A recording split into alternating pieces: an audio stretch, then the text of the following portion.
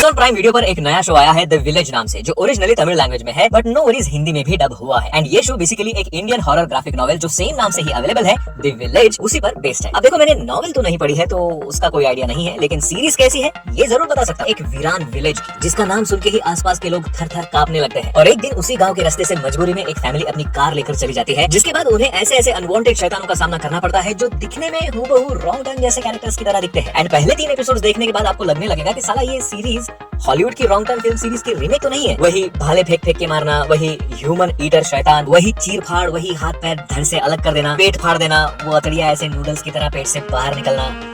ओह, wrong turn नहीं देखा क्या? अब देखो, अगर तुमने कभी भी हॉलीवुड के रॉन्ग टर्न मूवी सीरीज में से कोई भी फिल्म नहीं देखी है तो ये सीरीज तुम देख सकते हो, बशर्ते आपको खून खराबा और आर रेटेड वाली चीजें पसंद आती हो। हालांकि पहले 3 एपिसोड तक मुझे ये सीरीज अच्छी लगी थी, लेकिन तीसरे एपिसोड के बाद शायद मेकर्स के पास सीरीज को खत्म करने का कोई मोटिव ही नहीं था। सो बस स्टोरी को किसी भी एंगल में मोड़ा जा रहा है, कभी सुपरस्टिशंस के साथ, कभी केमिकल इंडस्ट्री के साथ, कभी कुछ तो कभी कुछ। ऊपर से इस सीरीज का 90% शूट रात का दिखाया गया है, जो कि एक्चुअल में रात का नहीं है। पता चल रहा है कि यहाँ दिन को ही रात में कन्वर्ट कर दिया गया है वीएफएक्स की मदद से। एंड बात वीएफएक्स सीजीआई की हो ही रही है तो सीजीआई भाई बहुत ही पुअर है। चाहे वो कुछ क्रीचर्स बनाए गए हैं वो, या एक सीन है जहाँ सुनामी दिखाई गई है और टनल के अंदर से पानी बह रहा है, वो सीन हो, बहुत बेकार है भाई। एंड आई थिंक अगर ऐसा कुछ सब्जेक्ट आप सामने लेकर आ रहे हो तो आपका प्रोडक्शन बजट बहुत हाई होना चाहिए। हालांकि बहुत से लोगों को, बहुत से उन लोगों को ये शो पसंद भी आ सकता है जिन्होंने कभी कुछ ऐसा नहीं देखा या इवन रॉन्ग टर्न भी नहीं देखी। इवन जो क्रीचर्स दिखाए गए हैं वो क्यों है और ऐसे क्यों है, उनकी बैक स्टोरी भी कन्विंसिंग नहीं लगती, जिसकी वजह से हम